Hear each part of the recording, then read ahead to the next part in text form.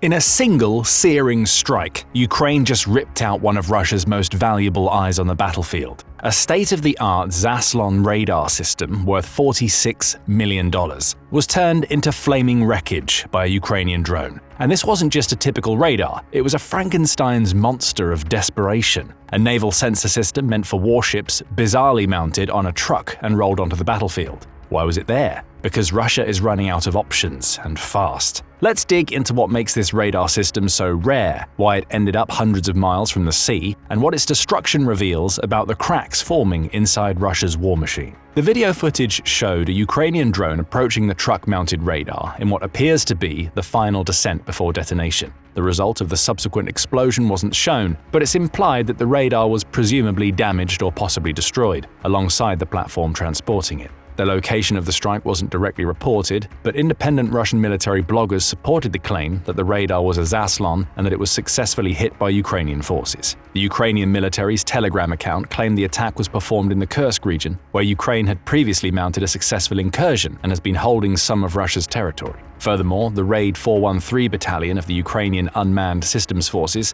a fancy name for drone operating squads in the military, reported that this was the first time they had encountered and hit that kind of radar. This makes the occurrence a possible new chapter in the war in Ukraine. Now, if you're familiar with Russian military equipment, the entire event should immediately raise eyebrows. The version of Zaslon that was hit by Ukraine is designed as a shipborne radar. It belongs on the deck of a warship, not rolling down highways on truck wheels. The Zaslon radar represents one of Russia's most capable naval surveillance systems. Originally developed for the Black Sea Fleet's warships, this sophisticated radar can track surface vessels, low-flying aircraft, and even detect submarine periscopes under the right conditions. Think of it as the eyes of a warship, providing 360-degree coverage that allows vessels to see threats coming from any direction across the maritime domain. Somewhat unsurprisingly, there are few details on the actual system, as Zasslon N007 is the operating name of a similar, and possibly even just an older generation, of an aircraft radar.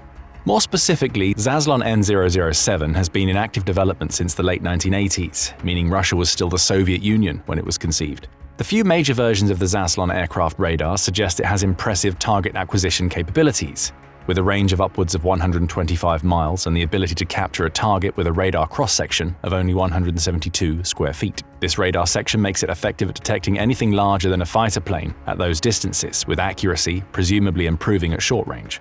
Even though modern stealth airplanes and cruise missiles technically have a lower RCS of under a few square feet, the radar was designed as the Soviet Union's response to emerging surface-skimming missiles and aircraft developed by the US.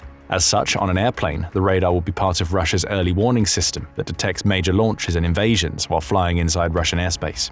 However, the Zaslon that was hit by Ukraine is a heavily upgraded version of the naval model, developed independently from the aircraft version, with the full name Zasslon MF, operating in the S-band frequency range 2.0 to 4.0 GHz. This radar was specifically engineered to provide Russian corvettes with capabilities typically found on much larger vessels. Think of the S-band as the sweet spot of radar frequencies. Unlike the shorter X-band waves that provide high resolution but suffer in bad weather, or the longer L-band waves that penetrate weather but lack precision, S-band offers an optimal balance. The Zasslon MF exploits this to deliver all-weather performance crucial for naval operations in the Black Sea's frequently challenging conditions.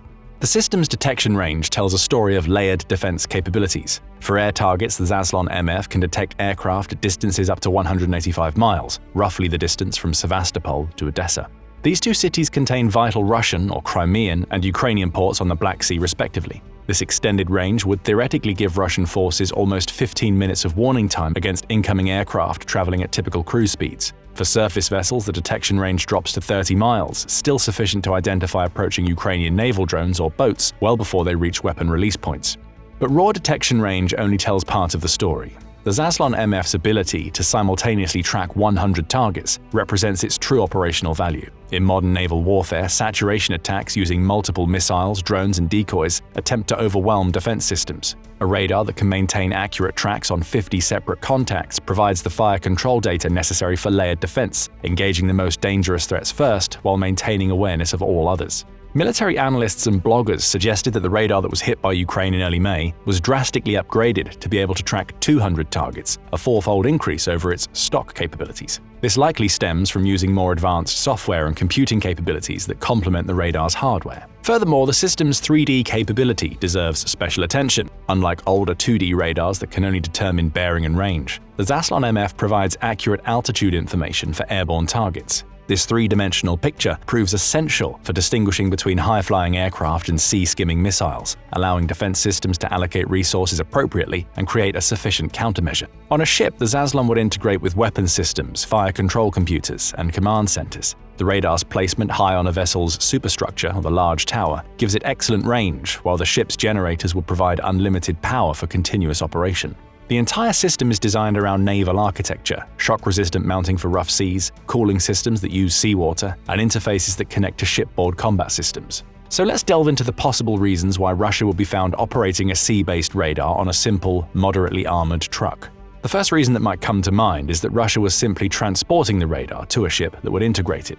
This theory is full of holes, primarily because Russia already has a reliable logistics infrastructure to transport ship parts from the mainland to Crimea, away from the front lines. While the exact location of the strike wasn't provided in the report from the Ukrainian military, likely the first-person view drones used in kamikaze strikes don't have a long enough range to go deep into Russian territory. This would be even more problematic for an actively contested area like the front, considering that Russia has been advancing its anti-drone operations too. As such, there is another lucrative option that could come to mind instead, such as Russia needing to create more radar coverage alongside the Black Sea shores to curb Ukrainian aerial attacks.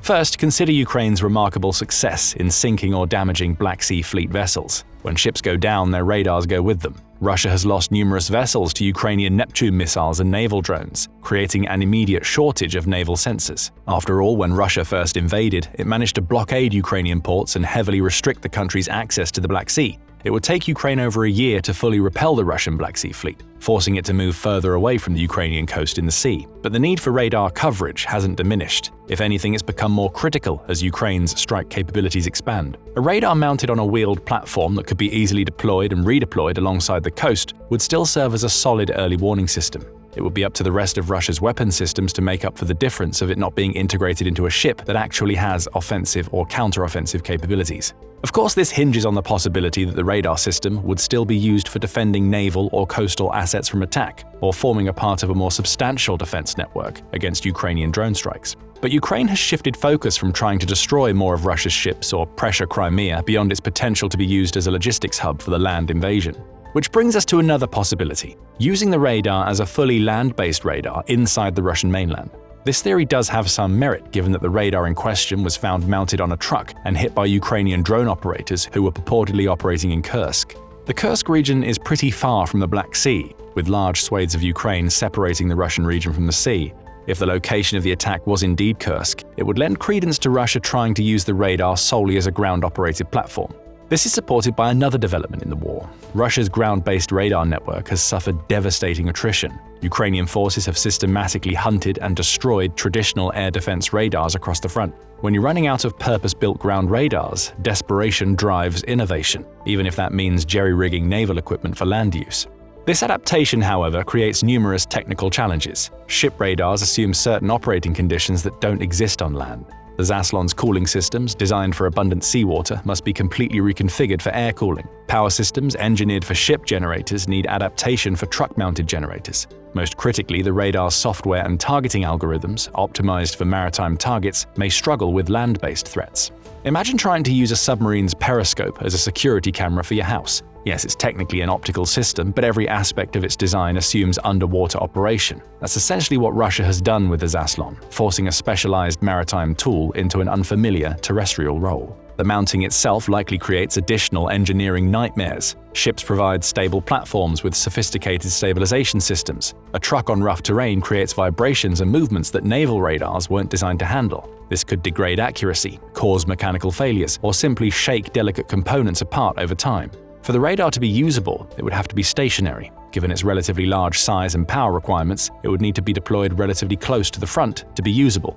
Remember, while the operating range of the radar is around 186 miles, Ukraine's long-range strikes have gone long past that milestone. Furthermore, any truck that the radar would be mounted on would only be used for surveillance, as the radar itself doesn't directly connect to a launching system, unlike in dedicated anti-air defenses such as the S-400 or Pantsir. Instead, the radar would replace the surveillance component or vehicle, but the rest of the platform might not be able to keep up with the native mobility or defensibility of these systems. But perhaps the most telling aspect is what this improvisation reveals about Russian military planning. Modern militaries maintain equipment reserves and plan for combat losses. The fact that Russia has resorted to cannibalizing naval assets for ground operations suggests their pre-war assessments drastically underestimated losses or overestimated industrial capacity to replace them.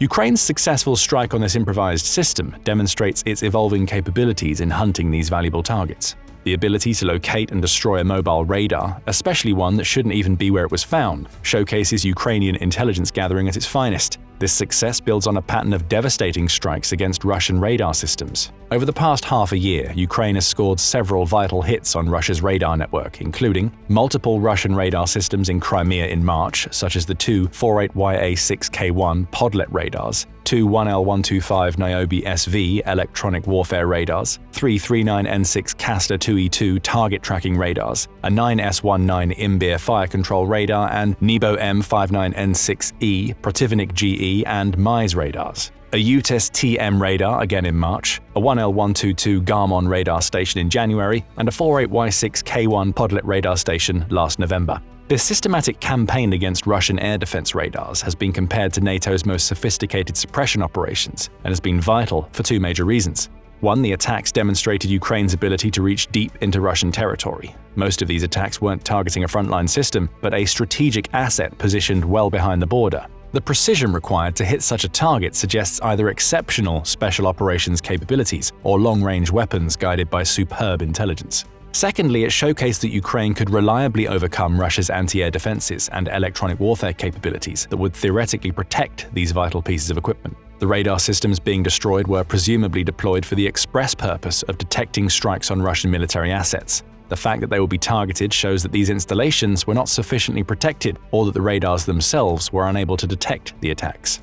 The cumulative effect creates cascading problems for Russian air defense. Modern integrated air defense systems rely on overlapping radar coverage, each one covering for the next and increasing the chance of detecting the attack. As Ukraine picks off individual radars, it creates gaps in the defense system. The result is that the remaining systems must work harder to compensate, increasing their emissions and exposure to detection. Ultimately, the more radars Ukraine can destroy, the better it can position itself to eliminate even more of them in the long run. This brings us to perhaps the most significant aspect of Ukraine's strategy: targeting the sensors rather than the shooters. While destroying S-400 launchers makes headlines, eliminating the radars that guide them proves far more crippling. A missile battery without radar is essentially blind, expensive tubes that can't engage targets they can't see. It's also part of the reason why Ukraine has been able to survive in the war, despite being theoretically, numerically overwhelmed by Russian forces. Even though Russia has more artillery and long-range batteries, at least on paper, it lacks reliable radar systems. And while artillery can achieve significant pressure by firing blindly into the Ukrainian front line and hoping it hits something of value, the strategy comes at a downside of being loud in terms of emissions and relying on having enough ammunition to sustain that type of war effort. Both of these aspects have also been damaged. Apart from taking out radar systems, Ukraine turned its sight toward vital munitions depots throughout Russia. Destroying these depots hurts Russia's logistics networks and pressures it to stagger its military operations. Even more importantly, some of the depots hold missiles that are only compatible with anti-air batteries like the S-300, S-400 or Pantsir. Without them, those vital defensive systems turn into glorified radars, and then they could be easily more tracked down and destroyed, as there's no longer a threat of interception surrounding the radar components of the squads.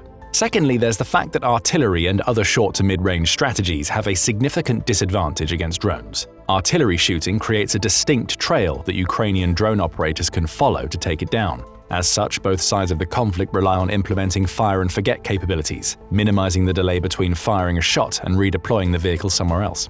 Finally, there's the psychological warfare component of taking out more radar systems, which only amplifies physical destruction.